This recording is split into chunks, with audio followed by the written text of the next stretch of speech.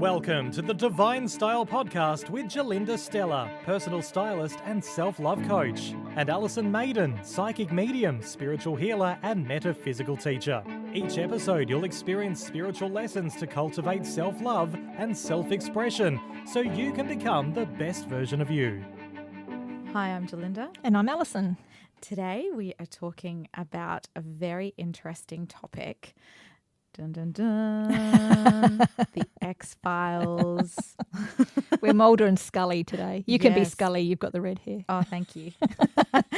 UFOs, aliens, all this good stuff that from when I was very young, I was so interested in. I mean, whether it was Star Trek or Star Wars or any of the shows that had anything to do with aliens, I was totally all about that. And I remember having conversations with my dad when I was little saying, do you think aliens exist? And he said, we cannot be the only creatures in the whole entire universe. Of course not. That's just ignorant Yeah. to think that you're the only ones. So do aliens exist? So yeah. that's a yes. Yeah, Yes, of course they they do. Absolutely. You're one of them. Wow. Thanks. Yeah. Is this a good thing or a bad thing? How does this work? Well, it's just really interesting. Over the years and years of study I've done on this, and I have done a lot of study on this subject because I had contact very young myself, and I used to see UFOs all the time when I was young. And I remember Green man? little grey men actually. Oh, grey man. Oh. There's a lot of different types of aliens that have been on Earth forever, since the beginning of civilization here, sometimes before civilization. Some came here and created homes for themselves. And the original peoples here, of course, the original people in each land, if you like, they are the true inhabitants of Earth. The rest of us are all hybrids of various different alien beings. Amazing. Yeah, I know, it's crazy, huh? But when you look at it, the rest of the, if you know about this stuff, if you're out there and you're listening to this and you're thinking, hey, I know all about this stuff, you know that on the other planets, they all have one race for each planet. And the human race is actually throughout the whole galaxy. We've been traveling out there for a long time.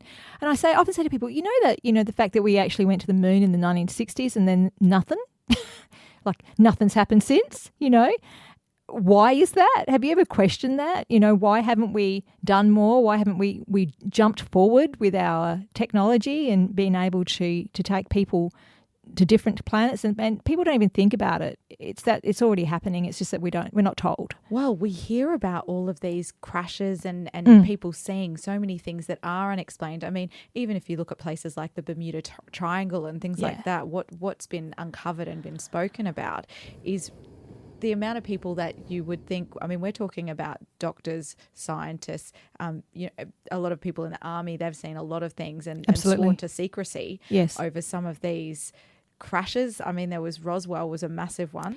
Well, Roswell sort of started the ball rolling in a lot of ways because they couldn't cover that one up very well. They said it was an air balloon, weather balloon that had crashed. Yeah, that maybe, but no. There were too many witnesses that actually saw the craft. They saw the dead bodies of the aliens.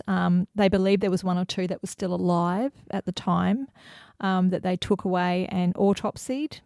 Poor I've little heard things. this story too. I've watched a few documentaries about this. Yeah, I actually have some photographs that were given to me privately. As I said, I've been involved with this for a very long time, so I've had sort of access to areas that other people haven't. I actually have an original photograph of that, which is heart-wrenching to look at because it's a live being just like you or me. One of the things that has come through quite strongly in the last 6 months is that we are going to have disclosure finally. Finally, Earth is going to know the truth about what's going on out there, and the fact that the secret space program has been running since the 1950s. So some of the UFOs that you see are not actually extraterrestrial. They are from here.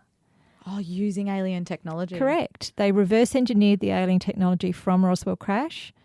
It gave them the capacity to use anti-gravity engines or engines that don't rely on rocket fuel and that sort of thing. They're magnetic fields. They're driven by magnetic fields. Imagine how much that could have helped us with pollution, and imagine how our whole lives could have been changed by using this technology for good. Why do you think they've hidden it? Do you think that people, the general public, would be really scared to discover this? Or you think that's an excuse I think to keep it's it control. quiet? Personally, I think it's driven by control and money. And fossil fuels make a lot of money. Let's face it. They're not going to be forever, though. Well, no, and this is why things are starting to change now. I believe things are changing as we speak, like literally. NASA have started to release a lot of footage, and they're releasing footage of actual UFOs. They're talking about the fact that, yes, UFOs are real. They've come out and said that.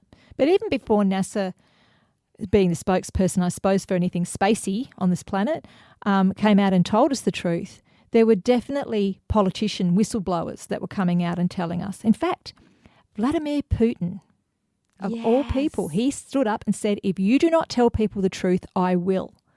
And that was a couple of years ago now. But of course, mainstream media being what it is, they just sort of shove it all under the carpet and hope people forget about what was said. But now we have the internet, wonderful thing. And so people are filming things and putting them up. And there's been, thousands and thousands of legitimate UFO sightings. And I've got some amazing footage that I show my students, and they're like, wow, because it's this up close. You can see that what's going on. These things are jumping dimensions. You can actually see them come in and then they disappear. They cloak. Sometimes they look like big clouds. The motherships come in. They look like massive clouds. There's lightning storms within the clouds and then blue sky all around it. It's like bizarre stuff. Incredible. I did see a cloud the other day and it looked like it had a hole in it.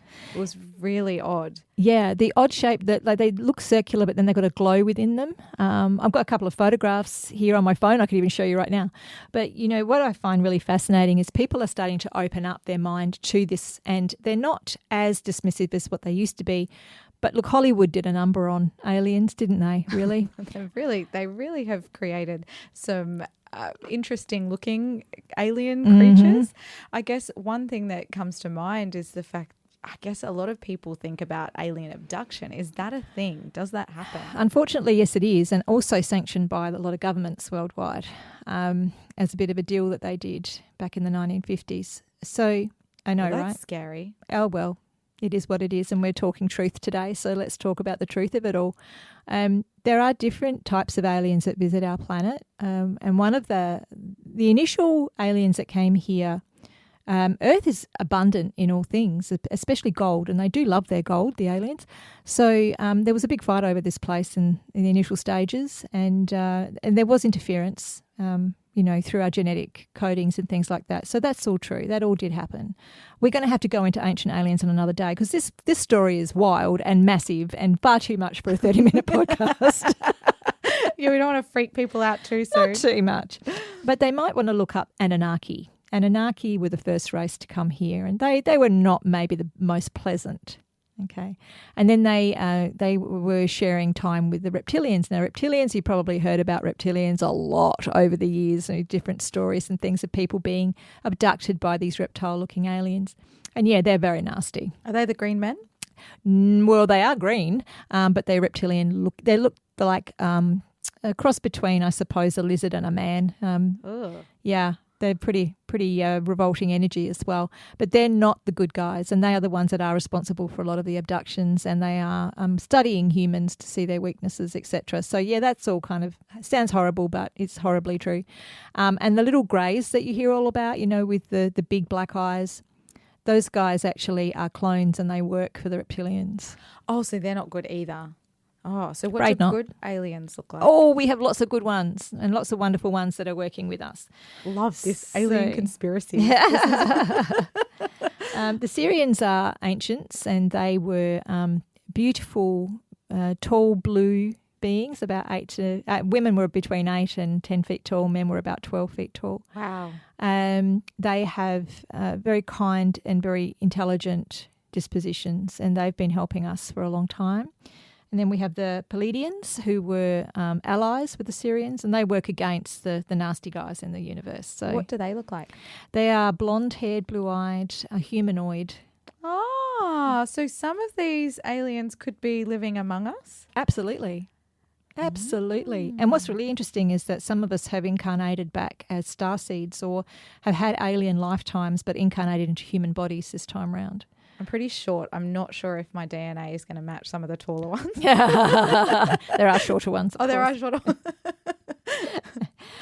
We also have Arcadians that work with us, Arcturians, Avians and Atians, and all of them are different types of aliens. The Atians are actually look very much like grasshoppers. And I used to have these come to me when I was a little girl, and I would wonder why giant grasshoppers would be in my room. And I'd always say to my mum, why is there giant grasshoppers in my room? And she thought I was dreaming about bugs or something.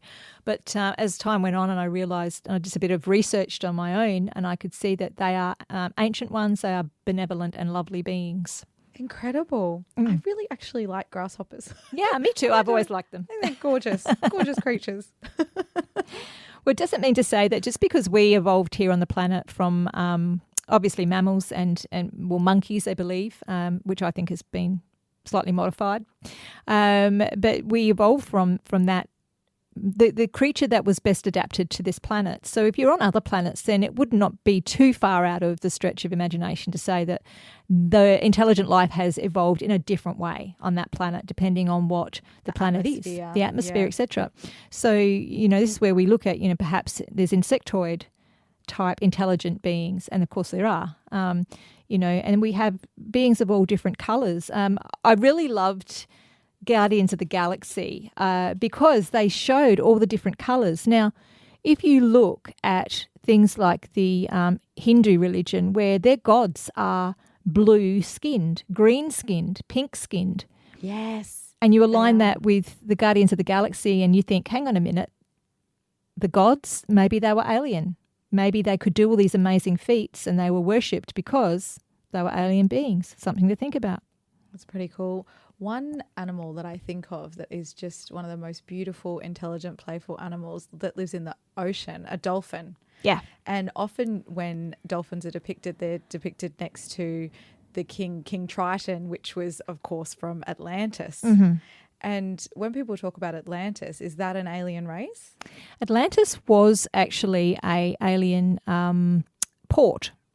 So Atlantis existed a very long time ago, over 25,000 years ago, and so did Lemuria. And there were a couple of land masses which changed with a gigantic shift in our pole on this planet.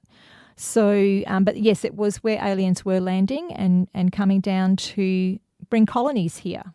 And the colonies stayed, and that's what you see around you. The Red Indians, the Chinese, us, all different types of humanoid beings, human-looking beings, but different coloured skins. We are all part of this amazing galactic race, and I think this isn't too far of a stretch for people to get their heads around.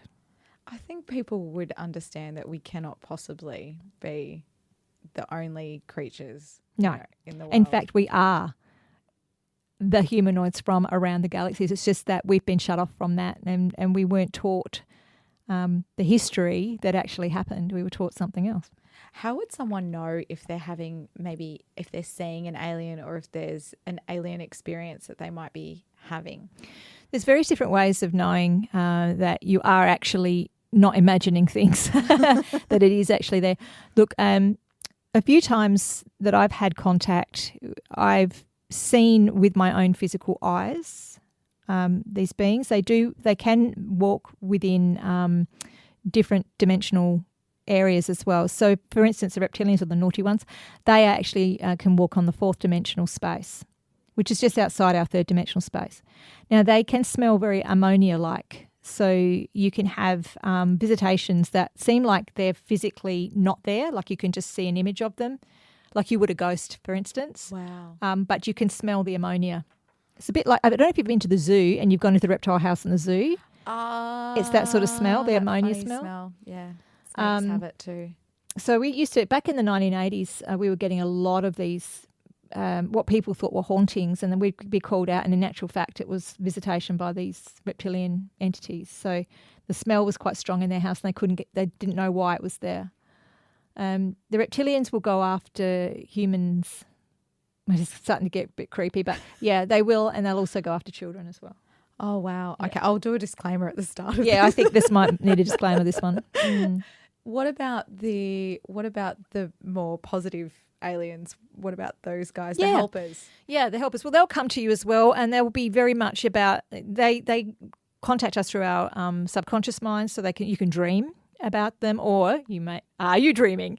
You may actually be with them on their ships. A lot of people have dreams about being on the alien motherships and being told certain things will happen, and they come back and yes, they do happen. They will always look kind and they'll always act kind towards you, and you'll never feel afraid or you never feel like you're being forced into doing anything. They are very good at sort of explaining things to you immediately because it's a drop-in. It's not words. It's not how... For us, it takes a long time to communicate, but for them, because they're telepathic, it's virtually like, this is what we're going to do to you, and it all falls into your head at the same time. And that is usually for your own good. So how are aliens helping, I guess, us individually, but then helping the planet? So we're helping the planet. Well, they've stopped us from blowing ourselves up a few times. Right. They have actually, and this is like facts, people can look this up if they want, but they have disarmed nuclear missiles before. Those times where you see those missiles falling over on the, I don't know if you saw that North Korea was about to launch a missile and it fell over. Oh, wow. Stuff like that. They'll interfere with us trying to blow ourselves up because we're not meant to. It's Earth is meant to continue, and we're meant to be able to sort all this mess out, and everybody is meant to be living here in harmony. And I think that this is a massive galactic experiment to see if everyone can just get along. Right. So that's really what they'll be helping us to feel more at peace and happier with our lives. Yeah. If you're really interested in learning more about this, there's a couple of people that I could recommend you look up, and that would be Corey Good is a whistleblower insider. He's been in a secret space program for a long time. He was taken in as a child because he's a psychic medium. They do often contact psychic mediums. We're easier for them to communicate with because we can hear their thoughts, etc. Incredible. And he's been working in the program a long time now. There's a whole series, I think you would have to call it, on Gaia TV with Corey Good called Cosmic Disclosure. There's a lot of information there about all sorts of different things. Another really great person is David Wilcock. He's done a lot of work. He and Corey work together. They're both Americans. Corey's actually an Indigenous Indian, American Indian. So those two people I have followed for a long time, and it's like anything in this world. If it doesn't fit with you or with what your belief system is at this time, if you're not ready for it, take what you do want and leave what you don't want. Yes. And I think these whistleblowers, like you said, are coming out more, and it is becoming more spoken about in different various forms, whether it's on the news or even programs, like you said, through Gaia, and also with Netflix. I watched a documentary on there recently about a gentleman that was in the army. I think it might have been one of the guys you were talking about, about how he had been in the army and was brought in and saw all this stuff, was sworn to secrecy. And because as soon as he started speaking about it, it can get really scary. He was threatened. Yes. His life was threatened. That's right. And they threaten the life of your kids and your family. And for them, it's very full on. But then once they do come out and talk about it, they're safer because they're in the public eye. I think the fellow you're talking about there is Emery Smith, and he was a physician in the army, and he was they use these people for autopsying what he thought was alien beings, but he's like he said, it could even be clones or things like that, because that's also happening as well. Yes, he said he was only given certain parts and only was able to view certain pieces of this, whatever it was. Yeah. Incredible. This is like such mind-blowing stuff, and it does make me think about the X-Files and all these creatures that I watch. They're Men in Black. I mean, this has been around for a long time in the movies as well, hasn't it? Absolutely. And let's think about it logically. If you want to prepare the whole human race for something that's really out there and different to what they know around them, then of course you're going to do that through the medium of television or movies, because it's going to desensitize them. Right. So when it finally does happen, you go, oh, yeah. Yeah, that's right. Oh, that's normal. Yeah. Yeah. See a green slug thing walking down the street with a handbag, go, hey. Or you'd go, that bag doesn't go with your outfit. Yeah. It clashes. What about if people have maybe thought they've seen a UFO? So you were talking about clouds before. Yeah. So UFOs, various different ways of seeing them. You've got lights, usually because they emit a certain frequency or a light. You can see them in the night sky, different to stars. They will be moving differently. Years ago, when I was in the ambulance service, our station was right near the airport, and I was with my very skeptical partner, who I'd been working with him for 10 weeks, and we got along fine, but we didn't see eye to eye on a lot of stuff, you know. Anyway, we were driving home 3 a.m. from a job, and I saw this orange light, and it was just falling to the earth. And I thought, first of all, is it a meteor? It was falling at a rate of knots, and he saw it too. We stopped the ambulance. We got out, standing in the middle of the street, and we were looking up, and then all of a sudden it stopped. It moved left and right, up and down, and then shot straight up. Wow. And he's like, right. He's like, I'm not telling anyone that I saw that. Oh, he did. He told everybody. He did. Because everyone saw it. So there was like a lot. It was on the news. There was a lot of sightings around that area of it. But yeah, I mean, that was a definite UFO sighting where everyone saw it. Everyone saw it do the same thing. You couldn't say, you know, a lot of the guys back at the station said, "Oh, you're in the back sucking on the drugs." I said, "No, we weren't. We actually saw this." So and then it came out in the paper, and yeah, it was a legitimate sighting. And there's a lot more of those going on. So lights in the sky, but they will move not like a satellite moves directly across the sky in a straight line. That's a different sort of look. This will be erratic, and it will be moving all over the place. Different colours, and sometimes even you'll see, you know, I've seen them during the day. I was out in the country driving with my niece, and I looked up into a perfectly blue sky, and there was a silver craft just sitting there, not moving, just sitting watching us, and there was no one else on the road. This is out in the middle of nowhere. And she's like, "I can see that." And I said, "Yeah." And she goes, "I can actually see that. You're seeing it because you see them all the time, but I can see that." And I said, "Yeah, because it's actually in our dimension." So they will fly in and out of dimensions as well. So I see them quite a bit because I can see the other dimensional fields, but she could see it. Incredible. So if somebody is having this experience where they're seeing it, is there anything you need to do, or is it just an experience like anything else? You can just watch it, have a look, talk to them in your mind. You know, "Hi, how are you? Love to see you. Move left if you can hear me." So you have a bit of fun. Yeah, absolutely. There's a wonderful guy called Dr. Stephen Greer. He's really awakening the world to what this is all about. He also talks about the secret space programs and what the governments have been doing, etc. But he's got a great movie out at the moment called Close Encounters of the Fifth Kind. That's on Amazon Prime, or if you just look it up, I reckon it's on YouTube as well. Have a look at that one. Absolutely brilliant. He's got footage of alien contact. His groups have been doing this for a long time. It's called ESETI, and he's one of the leading, I suppose, experts. He's actually a doctor. He's an emergency room doctor. But he's through his own own alien contact. He's been able to move into this area of expertise. Very fascinating stuff. This is amazing. Not that I've seen an alien yet, but I'm looking forward to that encounter if and when it happens. If it happens in my lifetime, it would be amazing if... I'm sure it will. If they'll all come down. I actually believe we'll be very much like Star Trek at some stage, where there'll just be all sorts of different shapes and sizes, and we'll be perfectly fine with that.